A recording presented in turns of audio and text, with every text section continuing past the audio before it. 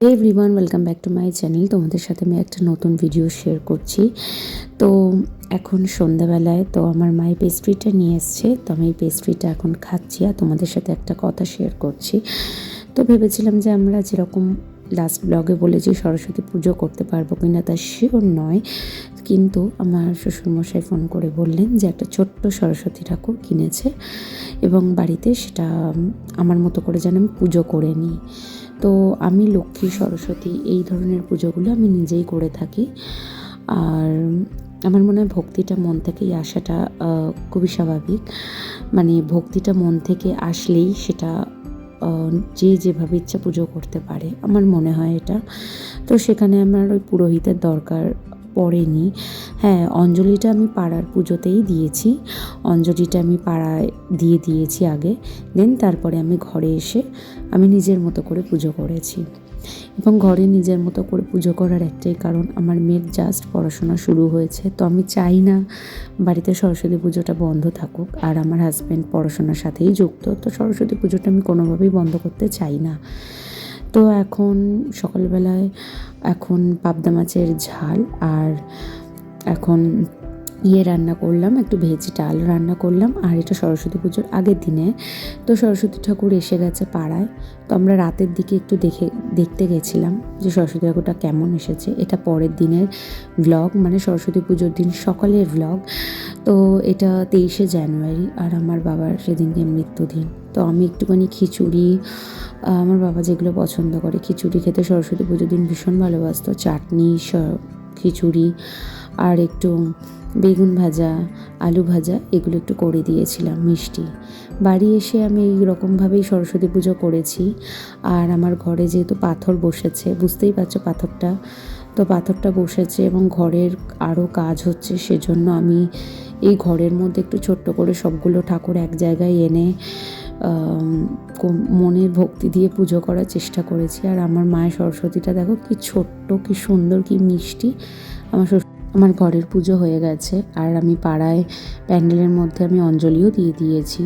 তো এখন মেয়েকে একটু শাড়ি পরিয়ে নিয়ে একটু বেরিয়েছি, লেক কালীবাড়ির ওখানে গেছি ঠাকুর দেখতে। কতগুলো ঠাকুর দেখার একটু ইচ্ছে আছে, মানে মেয়েকে ঘোরানোরই ইচ্ছে মেন। আর আমি প্রত্যেক বছর স্কুলে যাই, জানি না এবছর ঠিক সময় পৌঁছাতে পারবো কি না। তবে এই দেখো লেক কালীবাড়ির ঠাকুরটা কি বিরাট। আমরা প্রত্যেক বছরই ঠাকুরটা দেখতে যাই এবং মাম্মাম হওয়ার আগে থেকেই যাই। তো এখন ও এখন বুঝতে শিখেছে, তার একজনের দেখো হাতে খড়ি হচ্ছে তখন। তো আমরা ওই লেক কালীবাড়ির ওইখানটায় অনেকক্ষণ ছিলাম। আর আমার মেয়ের শাড়িটা দেখে সবাই বলছে, তুই শাড়িটা কোথা থেকে কিনেছিস। সবাই খুব মানে অ্যাপ্রিসিয়েট করছিল শাড়িটাকে এবং ওকে কমপ্লিমেন্টও দিচ্ছিল, আর ও তাতে ভীষণ খুশি হচ্ছিল। আর আমি আজকে এই শাড়িটা পরেছি, কেমন লাগছে জানিও কমেন্ট করে। খুবই সিম্পল একটু সেজেছি। আর মেয়ে সাজবে, বাবা তার ফটো তুলবে না, সেটা কি হয়? আমার হাজব্যান্ড ফটো তোলাতে লেগে গেছে।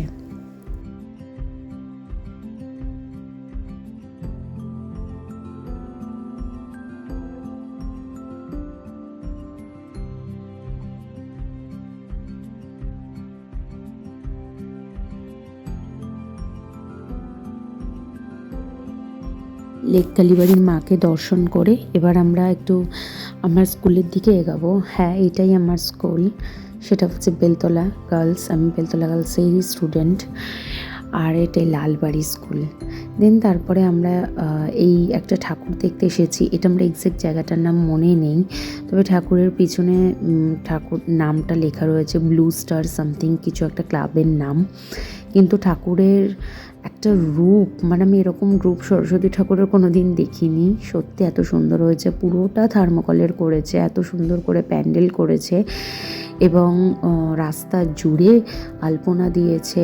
মানে আর্টিস্টদের কাজগুলো কি সুন্দর। আর আমার মেয়ে নিজেই উঠবে, ওর বাবাই হাত ধরবে, সেটা হবে না। ও নিজেই ঠাকুর দেখতে এসেছে, ও নিজেই উঠবে। তো এত সুন্দর করে সাজিয়েছে। সবথেকে বেস্ট পার্ট আমি তোমাদেরকে দেখাচ্ছি, ঠাকুরের ঠিক ওপরে যে চালা মতো জায়গাটা রয়েছে, ওপরটা একদম ওপরে, সেখানে সেই সরস্বতীর মন্ত্রটা আবার এরকমভাবে লেখা। তো দারুণ লাগছে। একটা ছোট্ট সরস্বতী আর একটা বড় সরস্বতী। ছোট্ট সরস্বতী ঠাকুরটা ওরা পুজো করেছে, দেন বড়টা আর কি খুবই সুন্দর করে একজন আর্টিস্ট বানিয়েছেন, মানে সত্যি তাকে কুর্নিশ জানাই, এত সুন্দর রূপ। দেন তারপরে আমরা ওখান থেকে বেরিয়ে বাড়ির দিকেই আসবো, কারণ বেশ বেলা হয়ে গেছে, এখন প্রায় 3টে বাজে। তো বাড়িতে ফেরার পালা। আর আমার মেয়ে কিছুতেই আসতে চাইছে না, ঠাকুরের কাছেই ওখানে বসে ফটো তুললো। আর আজকের মেনু ছিল খিচুড়ি, গোবিন্দভোগ চালের খিচুড়ি সোনামুগ ডাল দিয়ে, আর শিম ভাজা।